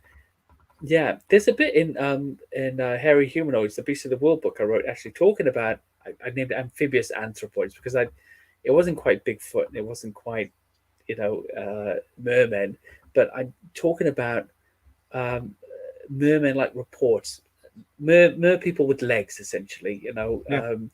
These aquatic humanoids that were reported all over the world, and you've got different versions of, like the kappa in Japan, which is this almost amalgamation of lots of animals, a river child or a river sprite, half turtle, half frog, ape-like face, long hair, can be a bit hairy sometimes as well, and lives in and around the rivers. But you've also got this old Ukrainian or Russian tale of the rusalka, which is this like nymph or this mermaid that lives in the water, in the rivers of the Ukraine. Now, one of the sightings there, actually, there was what was it? What happened? That's right. So the Russian novelist Ivan Turgenev, he's supposed to have told his friend Guy de Maupassant and Gustav Flaubert the story of an encounter he had with a female rusalka that, for all intents and purposes, sounds like a Bigfoot-like creature in the forests of Ukraine in the Desna River. So he says he's hunting in the forest. He finds a quiet river, and it's warm, and he wants to swim. So he strips down, gets all his clothes off, and he's swimming in the water and floating past the grasses and roots. He feels his hand touch his shoulder, and he turns around to see this really ugly creature with a big, wrinkly, smiling face, hair covered, staring hungrily at him. Two large breasts are floating in front of it in the water, and this massive, tangled, sort of bleached hair. And it's tickling him, basically touching his neck, and it's laughing delightfully as it's doing it. And he's losing his mind. He gets to the bank, and he legs it away from the river naked. He's basically running for his life, and this awful creature, this hairy woman, is keeping pace with him and growling at him. And finally, he's worn out. He's scared. He's ready to drop to the ground. And this boy, this goat herding boy, comes with a whip and starts flogging the creature, and it runs away in pain. And he said it was almost like watching a gorilla run away. And then the shepherds just tell Turgenev that the creature is just this. It's a creature that lives there. It lives in the river, and it's been there for 30 years. And sometimes the shepherds give it food or clothing or whatever, and that's what it is. And I thought to myself, wow, was this mad woman living in the river? How old Could is have the been, story? right? Really old. Right. 1830s. Right. Really That's old. Fascinating. So we'll not know what he thought, apart from being frightened. What, on reflection, does the writing say what he thought its intentions were? I don't know, but there are stories of these creatures, the rusalka, who what she likes to do, she lives in the forest during the summer. It's like a water nymph, and the rest of the year she likes tree climbing and swimming, and she can run fast and jump far. She has this cackle-like laugh, and what she likes to do is drown people by tickling them to death. Oh, lovely nature. So she was tickling him in the river, and that's this water nymph, this mermaid in the Ukrainian, and I think the Russians have it too, in their mythology and their folklore. That's what she does to people, and she lives in the river. And sure enough, this novelist, Ivan Turgenev, he gets tickled almost perhaps to death, by rusalka and saved by some shepherd boy. I suppose it's some things can just grow out of myth and Chinese whispers. Good friend of mine and Les's, Chris Wright. He'll not mind me mentioning his name. He likes surfing, And this is, you know, but I suppose if you were a believer of the mermaid theory, should we say, and these things are out there on North Yorkshire coast, and I'm sure he told me we were in Caton about 2 years ago, and he sat on his board, and it's not like ultramarine crystal blue seas. This will have been really sort of grey and murky. Something grabbed his foot. He got straight out of water, but he thinks it was a seal, just testing what it was. But he felt it. Oh yeah, he definitely grabbed his foot. He may even be in chat if he is. He'll say, because it's a true story. But that would have frightened me to death. Oh yeah, would have been out of there. Absolutely grabbed his foot. I'm going to go to Les shortly, and I wanted to touch on the Fae and the Jinn, because you talked about, but just simply because I've spoke to people of the Muslim faith, and absolutely brilliant people who've shared their stories of the strange and unusual. But I won't say in every instance, but most instances they attribute everything to the Jinn, and it can be anything. It'll shapeshift and be anything, and that doesn't dilute what they've seen and experienced, because I believe they've seen it. But it just shows the way different cultures are, our own as well, that we shape it to our own belief systems, doesn't it? What's your views on that? Well, briefly, because we're going to jump to Les. Sorry, yeah, I'll try. You've got hold of my going on now, Paul. I'll be really brief. So, again, I think that shows that the classification of the individual is what's important here. How you perceive things is how you classify them and interpret them, oftentimes. So we've had tales of little people here for centuries, obviously. You've got fairies, elves, gnomes, brownies, imps, hobgoblins, pixies, pukas, knockers, fenadries, grugax, boobax, all these things, trows. And, I think that's just a way that we've used to describe this, like a coverall term for a multitude of different types of beings, spiritual, physical, and other, that we don't understand, that we're trying to either live alongside within our religious or spiritual or superstitious nature, or for some people in reality when they've experienced things. And that's what we have. And if they are here, one would imagine that they're all over the world in their many forms, and that's why we have so many similar coverall terms for them in every part of the world, like the Jinn, like the Fae, and other things as well. So ultimately, we're probably all praying to and all looking into the same thing, just looking at it through different cultural belief systems. And here's Les. I didn't let you answer that one, did I? But go on, Les. No, probably best. You won't get out. You won't get out if I do. Okay, we've got a question from our friend Al Durham, and thanks for the question, Al. Does Andy think there is any link between Nessie and the legend of the Lambton Worm? And for people who don't know the Lambton Worm, Andy, can you just give us a brief history on that one? Oh gosh, okay. Andy might not know. Well, I didn't think he would know. I think it's from from Durham. Yeah, County Durham. The River Wear, So Durham, it's the River Wear. That's right. Yeah. So there's a like in many cases in the old days in Europe, there's a story of a big worm, which means dragon, by the way. Worm. It all means serpent of some kind. Often means dragon. Just as a point of reference, actually, that's my mother's maiden name, Orm. So this has been terrorizing the local villages, this worm or dragon. And John Lambton, he's going out to finish the creature off. It attacks him and he keeps chopping into pieces, and yet it keeps coming back together. So eventually he designs this wonderful armor that's covered in spikes, and he cuts the creature to enough pieces that it is finally defeated. So I think this is clearly a made-up story in some manner or another. I don't doubt that perhaps there was some kind of large serpent around at the time. Do I believe there were large lizards or dragons in our ancient past? I definitely do, and I think that's a worldwide phenomenon. In fact, they're described so so perfectly. And similarly, in cultures around the world that have been separated from one another for millennia until recent times, with our international communication, that they could have only been true. They could have only been real. So I do believe that the Lambton Worm was a real creature. I just believe that the story's been, really exaggerated, especially in terms of its regeneration. Okay, Les. Thank you, and cheers, Al. Yeah, cheers. Thank you, Wikipedia, for giving me the dates for the Lambton Worm. Okay, we've got 1423. Hi, Andy.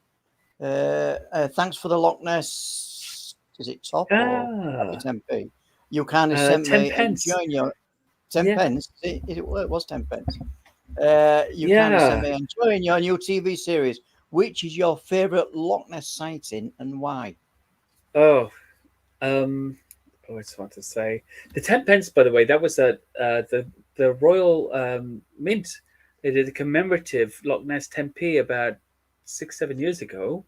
I had a bunch of them, and on the site I had a sort of, whoever answers this question or that question gets one of the commemorative coins. Back when I still had money saved to do this thing. Okay, favorite sighting. It's hard, actually. Well, keep it tight when you do remember it, because we've got literally 10 minutes. Okay. So plenty of questions. Okay, I think for me, actually, I still think it's the surgeon's photo, and I know that one.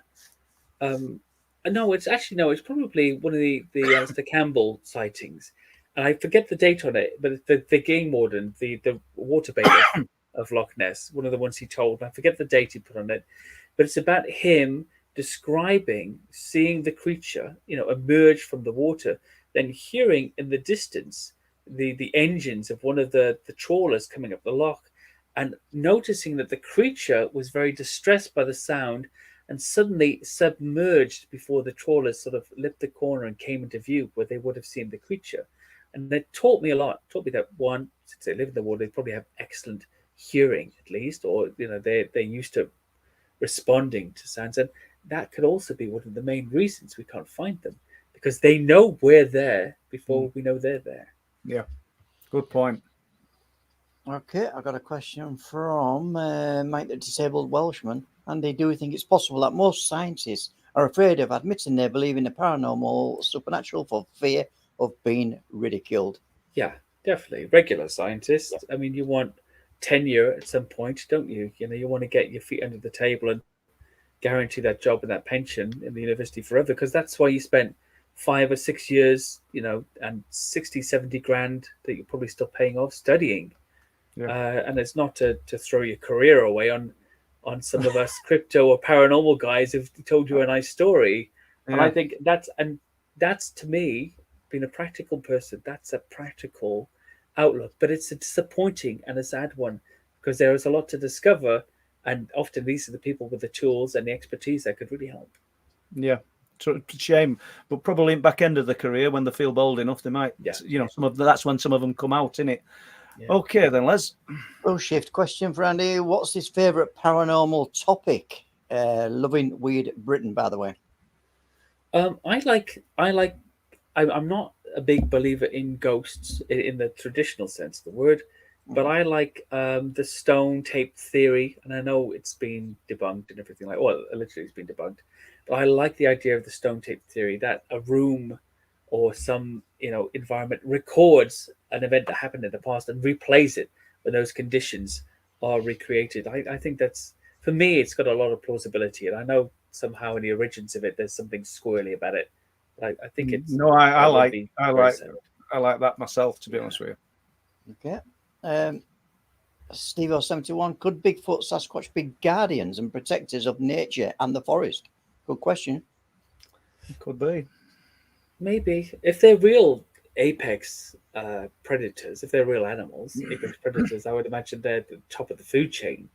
And within that, in that behavior, there would be an element of guardianship because of territoriality. So perhaps it would work in that sense. And if they're supernatural creatures, perhaps. But all the tales of breaking deer's neck and you know, so the legs and piling them up for later food sources doesn't fall in very well with that personally. Just before you go to the next question, Les, because I don't know if it's there and I don't want to jump questions, but I asked about the tiger. If Linny's put it in, I'm curious myself now because I'm making myself feel like I'm going nuts. I'm sure I read something. I'm sure he told me something about a tiger the other day. If it's not there, though, we'll speak about it when we meet. Do you want that question up, Paul? Is that what you're saying? If you want, yeah, if you can find it, right. Because I know I'd said it. The trawlerman told me many years ago that it was a tiger that was well decomposed far out in the North Sea between Scotland and Norway. That were all it were. I just threw that one out for anybody that didn't hear it earlier. Strangest thing that they pulled up in the nets, a tiger. So thanks, Ian. Cheers. Okay, so let's see what we've got up to now. This one here from Karina Selby. Why does Andy think orbs or lights sometimes appear with Bigfoot? I know you touched on this earlier, Andy.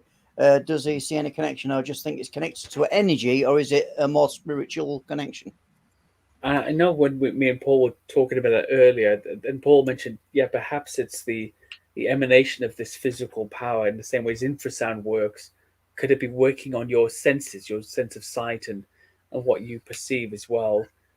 I don't actually know. I know will-o'-the-wisps are a feature of British folklore, and you noted the static crack. You talked about a crack of static in one of your reports. Earlier, with the Owlman. Yes, yeah. But almost electrical. Yeah, sorry. Cryptid Kitty is saying Bigfoot, lack of scat and dead. Don't you think that's because they do what we do and they bury the scat and the dead? Every time, I mean, it's if there's even a domestic cat in your neighborhood, even if it was good at burying it, sooner or later you're going to see something, and I think that's what we're really lacking here. The Americans, they've got footprints, with dermal ridges and everything, and hair, and we've got a collection of stories, and not really a lot to say this is definitely here. Not saying it's not, but I'm coming more over to the it's something else point of view these days, which is a big shift for me. Really big shift. Yep. Right. No, it's hearing your point of view, Andy, is great. Appreciate it. Neil, not so much a question, Paul, but I'm the guy who saw the orange orb of a crow's nest camping site at Caton Bay 2015. Okay. Yeah, Neil, as soon as I saw the comment, I replied and asked you if you could get in touch. And when I looked on my wife's laptop, I couldn't see it comment. So if I did comment again, so my email address, all lowercase, Paul Sinclair, ILF@gmail.com. I'd love to hear more about it. Thank you. Dragonborn, Andy, have you ever visited Tinken's Wood Neolithic burial chamber in the Vale of Glamorgan? No, but it's on my list. We're heading up to Wales for Series 2 in June sometime. So that would be great to check it out. Well, this lady's an absolute great source of knowledge, a font of knowledge. I mean, and I'm not going to say I could put you in touch with her because I'd speak to her first, but it might be somebody that you would enjoy speaking to. Sure, and I'm happy. By the way, I'm happy for everybody to have my email as well. If you want to chat to me, you want to give us a few bits of information because we've literally got 2 or 3 minutes left. Yeah, no, absolutely. So you can email me at Andy Ron McGrath, so AndyRonMcgrath @gmail.com. Even if it's just to chat, I probably won't answer the same day because I've got 2 tiny kids. Sometimes it just takes me a day or 2, but I will definitely answer you. Absolutely answer you. I'll find me on Facebook. Just go to Beastly Theories. There's a blog, podcast as well, like a pretend podcast, not a good one like this. I just chat to people. There's sort of an active nepotism called Beastly Theories. Or find all my stuff on the books are on Amazon, Beasts of Britain and the Hairy Humanoids and a new one, like a little Nessie passport, but that's like a hunting guide. It's for kids, really. If you ever go into the loch with your kids, it's a nice guide around the loch and very cheap as well. Thank you. On that note, we are out of time, and thanks for the comment there, Lee. Appreciate it as always. Thanks to Andy McGrath, he's saying. Absolutely brilliant. Yeah, Lee. Thank you, Lee. Yeah, and unfortunately, I apologise to people who submitted the remaining questions that I didn't read out tonight. Sorry about that. We just have run out of time, folks. I've got to thank Joe Jojo for monetary donations to the channel tonight. Always appreciated. And also Lindsay Sankey, and she's saying fab shows always. And Martin Abbas, thank you, Martin. And Big Bird, thanks for those donations to the channel. On that note, guys, I'm out of here if you are out of here. I am, Andy. Thank you very much. Les, thank you. Mark, thank you. And Thank you, everybody Mark. in chat who's contributed. It's been great. Thank you, everyone. Okay, and we'll see you all. Oh, don't forget the premiere for the UFO Connection and what they call it, Paul? The Theatre of War, the UFO Connection. War. That's it. Great. That's out tomorrow, and then we'll be back Sunday as well. We're going. We'll see you next time. Bye. Bye.